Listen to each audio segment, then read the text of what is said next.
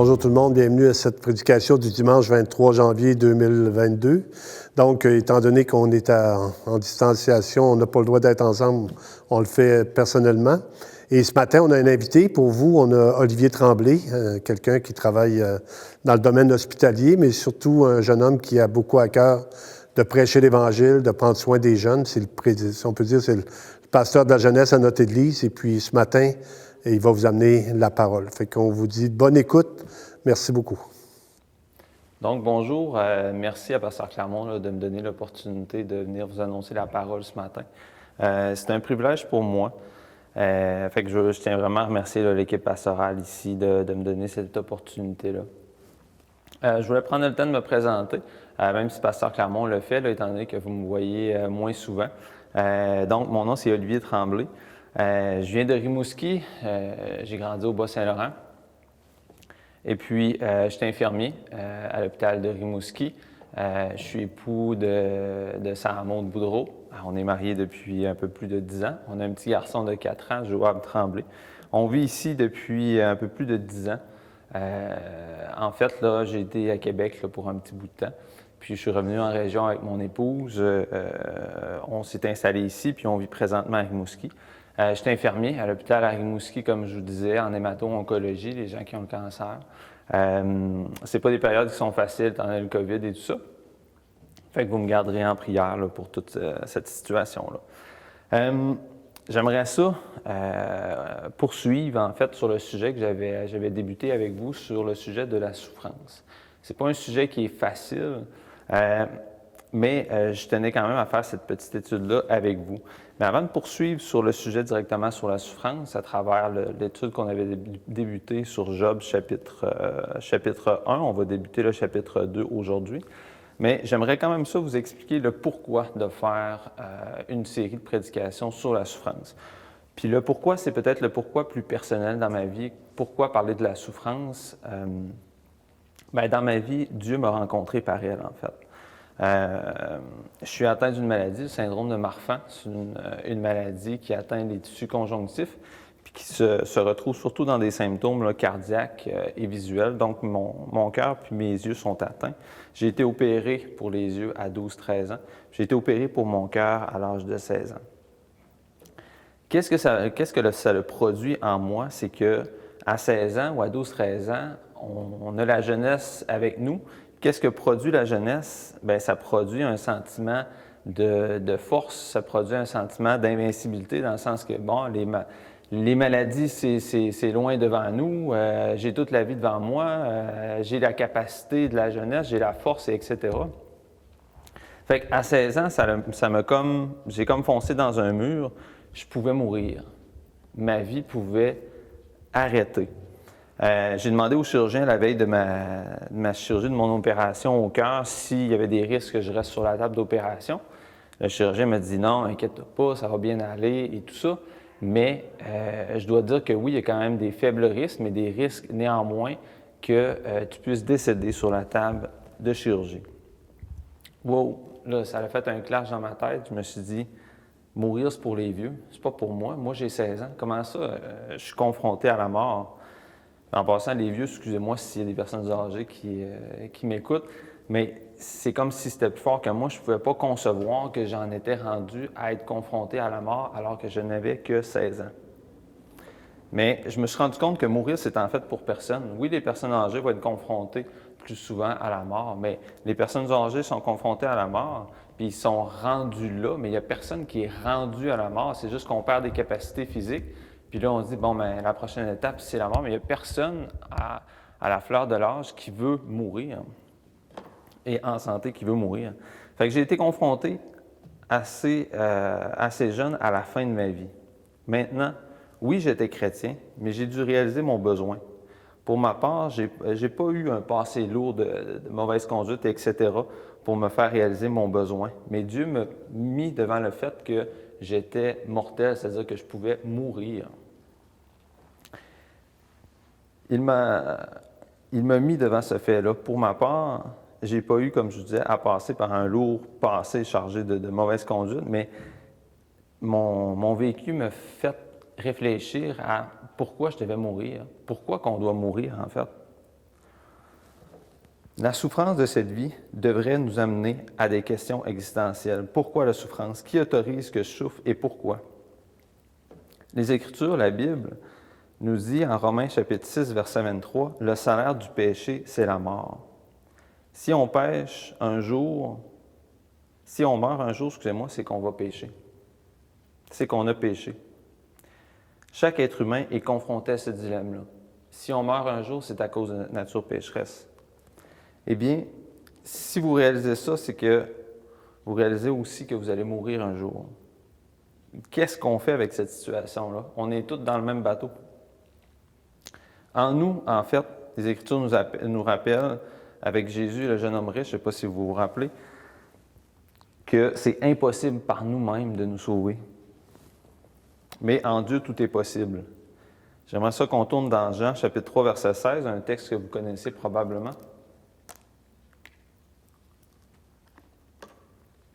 « Car Dieu a tant aimé le monde qu'il a donné son Fils unique, afin que quiconque croit en lui ne périsse point, mais qu'il ait la vie éternelle. » Si vous êtes comme moi et que vous réalisez qu'un jour vous allez mourir, eh bien, en Jésus-Christ et son sacrifice, on peut se sortir de cette mort-là.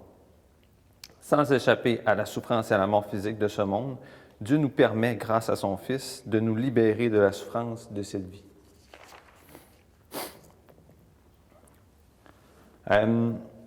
On va tomber dans le vif du sujet, c'est-à-dire dans Job, dans notre étude sur Job, la suite. En fait, on avait vu lors de la dernière prédication le chapitre 1 de Job. On va voir ensemble le chapitre 2. Je ne ferai pas une étude systématique chapitre par chapitre, là, on ne fera pas 42 prédications sur Job, mais je pense que les 2 premiers chapitres sont à méditer un à la fois. Fait qu'on a vu lors du premier chapitre que Job, c'est un homme qui est un fidèle serviteur de Dieu. Que le malheur frappe, il perd tout ce qu'il possède, il perd ses enfants, il perd tout ce qu'il a, ce qu'il possède, sans raison apparente. Dieu le met à l'épreuve. Dieu est souverain et nous avons vu que Dieu n'est pas mauvais et qu'il est pleinement en contrôle de la situation de Job, puis en contrôle de notre situation, en contrôle de nos vies aussi. Nous avons vu aussi que le livre de Job parle de la souffrance, de l'homme en cette vie, de l'homme qui souffre sans raison, car le péché dans ce monde a des conséquences. Puis que ces conséquences-là, ils sont réparties de façon inégale. Donc, le voisin à côté de moi, il peut souffrir plus que moi et ça fait partie de la conséquence de cette vie-ci. Je vous propose donc ce matin de lire le chapitre 2 du livre de Job au complet. Il y a 13 versets. Fait que ce ne sera pas là, trop long, je crois. Fait que je vous lis ça. Job, chapitre 2, le verset 1 à 13, la totalité du chapitre.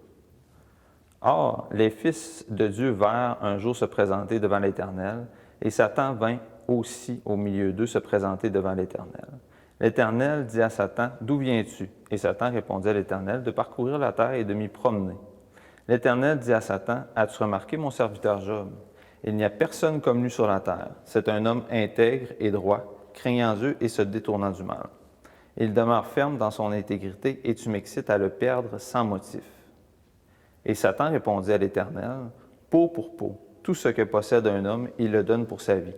Mais étends ta main, touche à ses os et à sa chair, je suis sûr qu'il te maudit en face. » L'Éternel dit à Satan, « Voici, je te le livre seulement, épargne sa vie. » Et Satan se retira de devant la face de l'Éternel, puis il frappa Job d'un ulcère malin, depuis la plante du pied jusqu'au sommet de la tête. Et Job prit un tesson pour se gratter et s'assit sur la cendre. Sa femme lui dit, « Tu demeures ferme dans ton intégrité, maudis Dieu et meurs. » Mais Job lui répondit, « Tu parles comme une femme insensée. Quoi, nous recevons de Dieu le bien et nous ne recevrions pas aussi le mal? En tout cela, Job ne pécha point par ses lèvres. » 3 amis de Job, Éliphaz de Théman, Bildad de Shuach et Tsophar de Naaman, apprirent tout le malheur qui lui était arrivé. Ils se concertèrent et partirent de chez eux pour aller le plaindre et le consoler. Ayant de loin porté les regards sur lui, ils ne le reconnurent pas. Ils élevèrent la voix et pleurèrent, ils déchirèrent leurs manteaux, ils jetèrent de la poussière en l'air au-dessus de leur tête. Ils se tinrent assis à terre auprès de lui 7 jours et 7 nuits, sans lui dire une parole, car ils voyaient combien sa douleur était grande. Prends une petite gorgée d'eau.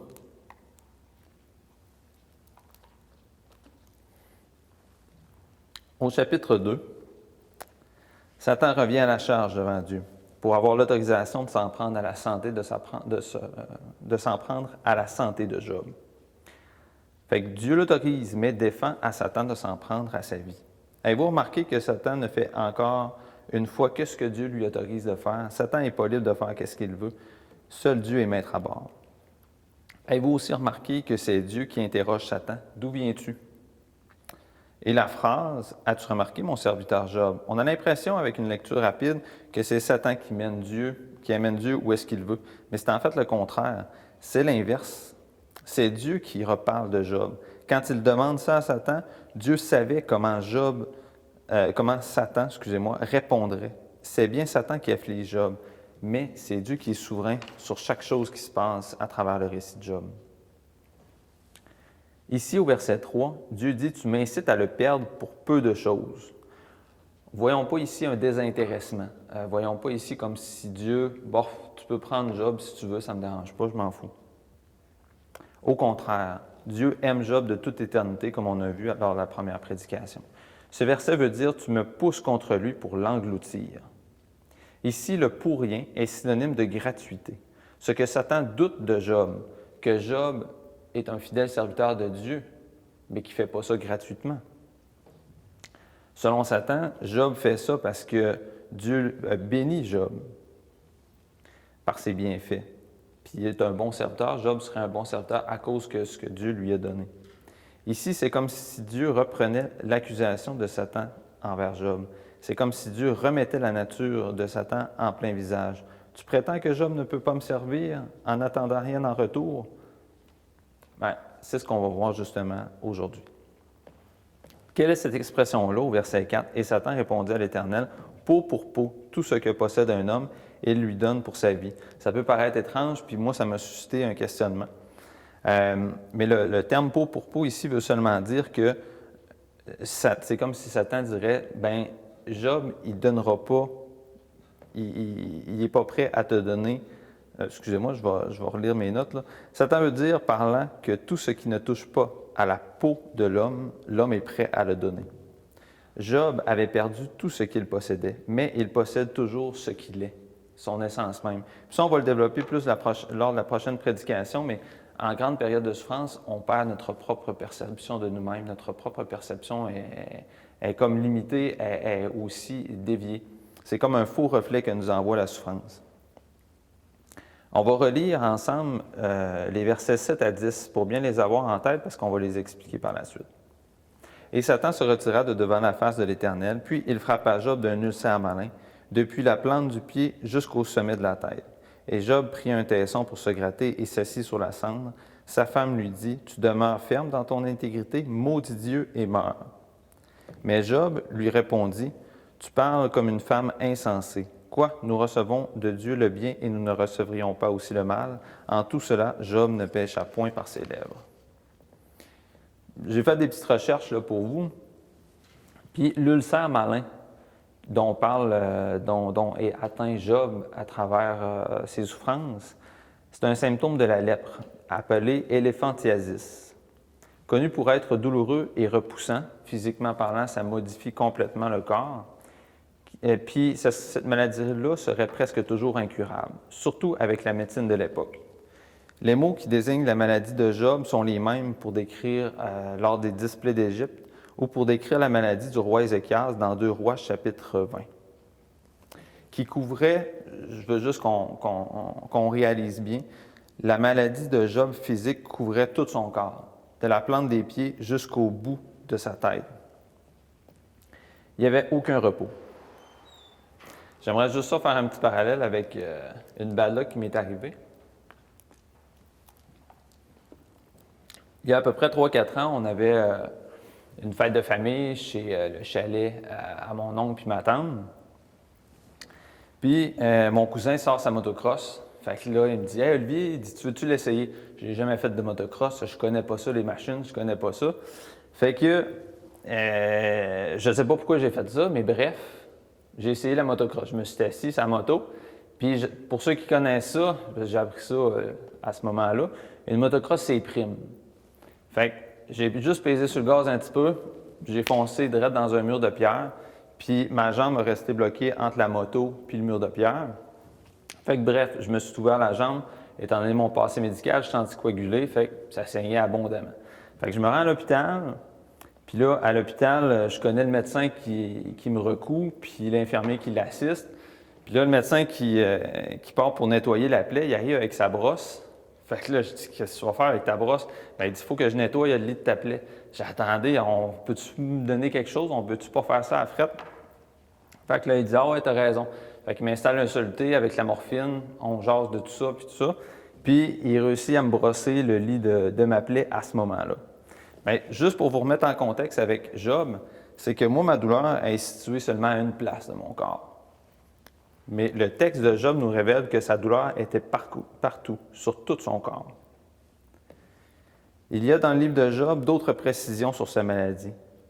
La fièvre, la peau noircie, un amaigrissement, une insomnie, des cauchemars. Juste le fait de ne pas dormir, ça nous rend déjà épuisés ou à bout de nerfs. Là, il est malade dans tout le corps, il est insomniaque, il fait des cauchemars. Tout ça révèle sa douleur physique. En plus de ça, il y a sa douleur psychologique. Quand sa douleur physique le laisse tranquille, bien, il y a la douleur psychologique de ses pertes, de ses enfants qui sont morts, puis de tous ses avoirs, de tous ses biens qui se sont volatilisés. Après ça, quand tout ça est mis de côté, il y a la douleur spirituelle du pourquoi. Pourquoi j'ai été affligé? Pourquoi, Seigneur?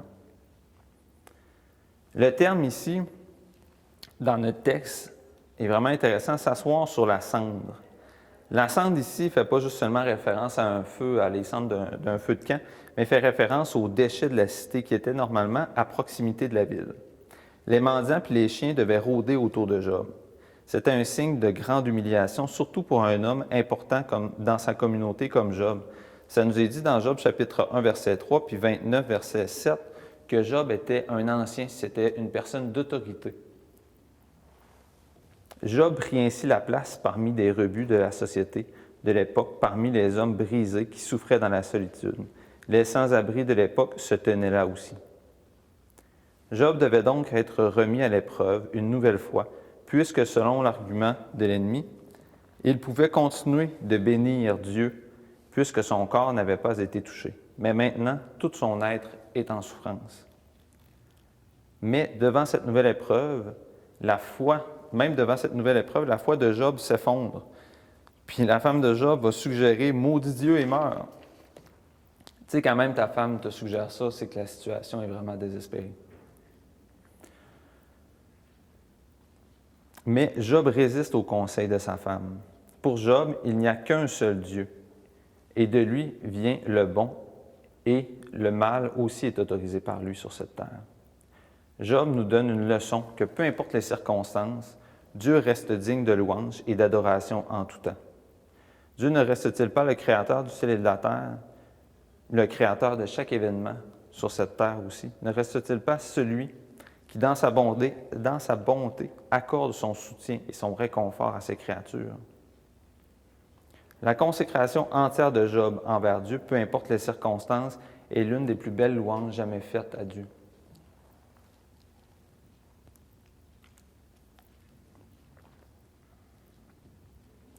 Il y a un autre point que j'aimerais aborder avec vous à travers ce passage-là. Est-ce que nous, créatures simples mortelles, est-ce qu'on aurait le droit de poser à Dieu les conditions de notre fidélité envers lui? Tout ça, ça me rappelle un refrain d'une musique québécoise bien connue. Je ne sais pas si vous connaissez le groupe Les Colocs, avec la citation ou le refrain « Bon Dieu, si tu me donnes une job, je retournerai à l'église. » Pourquoi? Puis ça, c'est parfaitement humain. Pourquoi est-ce qu'on a le droit de poser des conditions de notre fidélité au Créateur du ciel et de la terre? Est-ce qu'on peut négocier avec lui?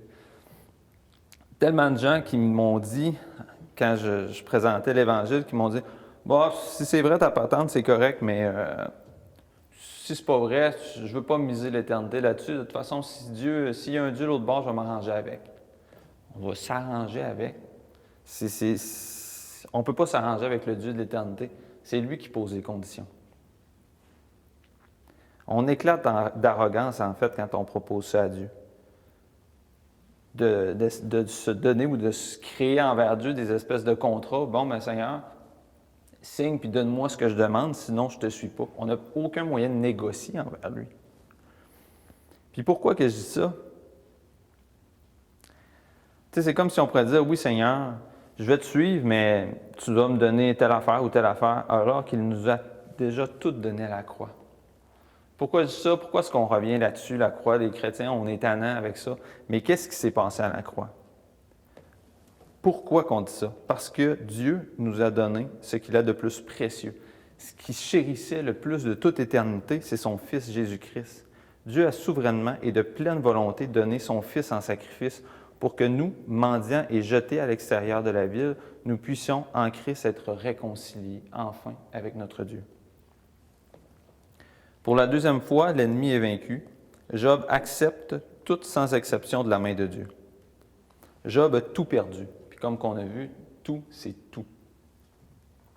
Et déclare, après que sa femme lui ait suggéré de maudire Dieu, il va déclarer, « Tu parles comme une femme insensée. Quoi, nous recevons de Dieu le bien et nous ne recevrions pas aussi le mal? En tout cela, Job ne pécha point par ses lèvres. » Job ne dit pas juste qu'il se résigne passivement au drame, mais qu'il accepte activement le plan divin de l'Éternel. Pour faire un parallèle avec ce que j'ai vécu, comme je vous en ai parlé au tout début, moi, quand je me suis fait opérer pour le cœur à 16 ans, quand un médecin me dit à l'automne 2004 que je devrais subir une chirurgie à cœur ouvert, bien, je vous dis tout de suite, ma réponse n'a pas été « l'Éternel a donné, l'Éternel a ôté, que le nom de l'Éternel soit béni ». J'en ai voulu à Dieu comme c'est pas possible. Savez-vous quoi? Dieu est foncièrement bon. Vraiment bon. Premièrement, parce que c'est écrit dans ses Écritures, mais deuxièmement, parce que j'en ai fait l'expérience à ce moment-là. Parce que même si je traitais Dieu de tous les noms dans ma tête, puis quand je dis tous les noms, c'est tous les noms, il m'a profondément aimé. Il m'a tout donné à la croix, et pendant que je faisais ma petite crise existentielle, Dieu, de toute éternité, avait non seulement préparé un plan pour ma rédemption à la croix, mais avait également préparé une série de bénédictions qui a suivi après ma chirurgie. Qu'est-ce que je veux dire par là? C'est que ma chirurgie m'a permis d'être assez en forme pour faire de la natation de compétition. J'étais allé jusqu'au niveau provincial. Après ça, à cause de ma chirurgie, mon premier voyage en Haïti a été payé par Rêve d'enfant. Je n'ai pas eu une scène à débourser. Ça a été un cadeau, une provision de l'Éternel. Puis, en Haïti, qu'est-ce qui s'est passé? J'ai rencontré Benjamin Perron. Benjamin Perron, c'est qui? C'est le frère de mon épouse. Donc, je fais connaissance avec son frère. Quand je vais à Québec, il m'invite chez lui, puis je rencontre Sarah Maud qui va devenir mon épouse. Sans la chirurgie, je n'aurais jamais connu ces bénédictions-là.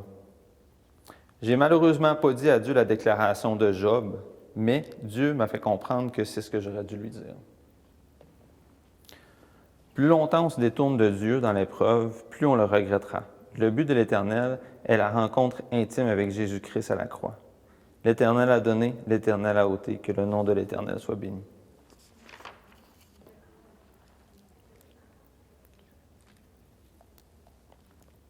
J'aimerais ça qu'on poursuive avec le dernier volet du chapitre, du verset 11 à 13. Je vais vous le lire.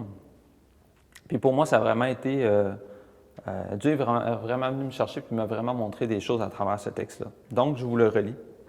3 amis de Job, Éliphaz de Théman, Bildad de Shuach et Tsophar de Naaman, apprirent tous les malheurs qui lui étaient arrivés. Ils se concertèrent et partirent de chez eux pour aller le plaindre et le consoler. Ayant de loin porté les regards sur lui, ils ne le reconnurent pas. Ils élevèrent la voix et pleurèrent. Ils déchirèrent leurs manteaux et ils jetèrent de la poussière en l'air au-dessus de leur tête. Et ils se tinrent assis à terre, auprès de lui 7 jours et 7 nuits, sans lui dire une parole, car ils voyaient combien sa douleur était grande. Comme je dis, ces versets-là, Dieu s'en est servi pour vraiment m'instruire. Ça a été pour moi une leçon. Regardez l'attitude des amis de Job. En passant, l'attitude des amis de Job vont être condamnés plus tard. Mais ici, ils supportent Job à la perfection, pendant les 7 premiers jours et les 7 premières nuits. Qu'est-ce qu'ils font? Ils s'assoient avec Job par terre. Où est Job? Dans la cendre, dans les déchets de la ville. Quelle est leur intention? Premièrement, le plaindre et le supporter. Dans sa souffrance, comment font-ils? il pleure avec lui, s'assoit dans sa misère, il habite sa souffrance. Et ce, pendant 7 jours et 7 nuits. Selon les commentaires, ses amis viennent de très loin. Pourquoi sont-ils fait tout ce chemin-là? Pour le pleurer, puis pour pleurer avec lui pendant 7 jours. Ils l'ont fait à merveille, en silence. Le terme dans le texte original du verset 11, de le plaindre et le consoler, signifie littéralement hocher la tête en signe de compassion et permettre à quelqu'un de reprendre son souffle quand la douleur puis les sanglots nous prennent, quand ça brûle à la gorge, quand on est désespéré, qu'on pleure depuis des heures, des jours pour Job, pour sa situation. Quand la douleur et les sanglots nous envahissent totalement, ou même de pleurer, comme je disais, nous fait mal. Les pleurs sont si violents. Quoi de mieux que la main d'un ami qui vient nous supporter, sans rien dire, seulement nous supporter. Sa présence, sans condamnation ou conseil. Je pense que peut-être les gars, ou je pense que tout le monde, mais les gars, on est comme, bon, ben, tu me donnes un problème, je vais te donner une solution. Mais quoi de plus accompagnant dans la souffrance que de seulement être supporté par son ami? Pour moi, ces versets-là ont été une révélation. Combien de fois je cherche à conseiller au lieu d'habiter la souffrance avec les gens qui me sont proches et qui souffrent. Le verset 12 montre à quel point Job était mal en point. Ses amis ne le reconnurent même pas. Ils élevèrent la voix et pleurèrent par compassion pour être avec lui dans la souffrance, pour analyser, pas pour analyser premièrement sa situation puis trouver vite fait une solution, mais habiter, être avec lui dans ses pleurs. Oui, selon la coutume de l'époque, c'est reconnu qu'il y a des grandes démonstrations durant les funérailles ou durant les périodes de deuil, comme engager des pleureuses qui se font encore dans certains pays. Mais rien ici dans le texte nous permet de conclure que ses amis font ça par formalité. Tout indique plutôt un brisement réel de leur personne face au malheur de leur ami. Combien de fois les gens qui me sont proches sont venus se confier d'une souffrance? Puis mon premier réflexe, c'est de vite me débarrasser de leur souffrance en leur proposant des solutions déjà toutes faites. Parce que j'ai déjà vécu quelque chose de semblable. On est allergique à la souffrance dans notre société. Et quand un proche la vit, on veut se débarrasser vite fait de ce casse-tête-là. On ne veut pas l'habiter. Les amis de Job nous donnent une bonne leçon. Apprendre à habiter la souffrance des proches, à simplement être avec eux et sans donner de solution miracle. Ou sans trouver la cause, mais simplement à être avec eux dans la souffrance. Une main sur l'épaule, être accompagné, se rappeler des bontés de Dieu, sans chercher de solution. Puis, pour ma part, je suis vraiment bon là-dedans, puis malheureusement, c'est lis ta Bible, puis prie, puis tes problèmes vont se régler. Mais ça ne fonctionne pas comme ça. Il n'y a pas de solution miracle aux souffrances de cette terre. Tu sais, je pourrais vous donner un exemple. C'est comme si une personne dirait, puis pour avoir déjà eu cette conception-là, j'ai prié l'autre fois, puis ma grippe est partie. Fait que si c'est un cancer, prie, puis ça va partir aussi. Non. Habitons la souffrance des gens qui nous sont proches, sans donner nos solutions, mais simplement à être avec eux dans leur enfer. Une présence silencieuse est préférable à des discours maladroits. D'ailleurs, c'est ce que Job va reprocher plus tard à ses amis, de ne pas avoir gardé le silence.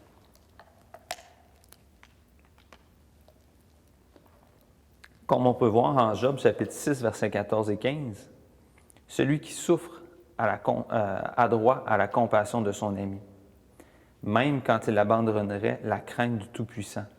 Mes frères sont perfides comme un torrent, comme le lit des torrents qui disparaissent. Puis en Job, chapitre 13, verset 5, que n'avez-vous gardé le silence? Ça aurait été pour vous la sagesse. Même si nos amis sont dans des faux pas. Des fois, on peut dire, ouais, mais c'est de sa faute, là, c'est parce qu'il a fait telle affaire que là, il est dans telle situation. C'est comme si Job est en train le livre de Job, Dieu est en train de parler à travers le livre de Job, c'est comme si ça nous dirait, même si nos amis sont dans des faux pas, puis même si ça serait de leur faute, il faut continuer de leur donner notre soutien, notre amour et notre compassion. C'est d'ailleurs un des commandements que Jésus-Christ nous a laissés. Aimez-vous les uns les autres. Puis quelle plus grande preuve d'amour que de continuer d'aimer l'autre, même s'il n'a pas raison, même s'il a tort, de continuer de le supporter dans son épreuve. Aujourd'hui encore, dans certaines tribus africaines, pour témoigner de la sympathie à quelqu'un, qui passent par une période de grande souffrance ou une période d'épreuve, des gens vont s'asseoir en silence dans leur maison, quelquefois assez longuement, puis repartent sans rien dire. Dans ce geste-là, les gens y trouvent véritablement un réel réconfort, une consolation réelle. Pourquoi notre société ne veut pas de la souffrance? Pourquoi sommes-nous si mal à l'aise quand un proche vit une souffrance démesurée? La souffrance nous amène à notre état de finitude. En fait, la souffrance de l'autre est un miroir, notre miroir sur notre propre finitude, sur notre propre date d'expiration. Ça nous renvoie un miroir au fait qu'on ne contrôle rien ici. Malheureusement, on n'est pas en contrôle de notre vie. Puis peu importe ce que vous entendez aux nouvelles ou à la radio, ou peu importe la source d'information, c'est pas vrai qu'on est en contrôle de notre vie. Quand il y a quelque chose qui va nous frapper, nos moyens sont limités ici. Puis ça, en tant qu'occidentaux du 21e siècle, on ne peut pas l'accepter, cette réalité-là. La souffrance nous pousse en fait à avoir une réflexion sur Dieu et notre position face à lui. Citation d'un commentaire de Morgan, que je ne connais pas vraiment, mais je trouvais que ça faisait du bon sens. Vous me direz, vous me texterez si jamais là, ça ne vous fait pas de sens. Il va dire « La sympathie silencieuse crée une atmosphère où la douleur peut librement s'exprimer. Les lamentations de Job lui ont sans doute apporté un soulagement et cela est devenu possible par la sympathie de ses amis. » Il y a un texte que j'ai écrit, un petit texte qui résume ce qu'on a vu avec Job, puis la réalité qu'on retrouve en la personne de Jésus-Christ. Je vous lis ça. « Jésus est le véritable ami qui vient au secours. Il prend le temps d'être avec nous dans la souffrance. Il s'est dépouillé de ses attributs divins pour se faire humble et habiter en ce monde pour finalement porter la cendre et la poussière de ce monde à la croix. Il a porté nos deuils et nos douleurs. Il s'est chargé de nos iniquités, de notre cendre et notre poussière, pour que nous n'ayons plus jamais à être dans la cendre et la poussière seuls. Il nous a lavés de cette cendre et nous a donné un vêtement blanchi, nous rappellent les Écritures. On va lire ensemble un dernier verset, un dernier passage, pas Job, mais Ésaïe, chapitre 53, versets 1 à 10. Vous allez voir le parallèle, je pense qu'on va être capable de le retrouver tout seul, le parallèle avec Jésus-Christ et qu'est-ce qu'on voit à travers la souffrance puis à travers Job.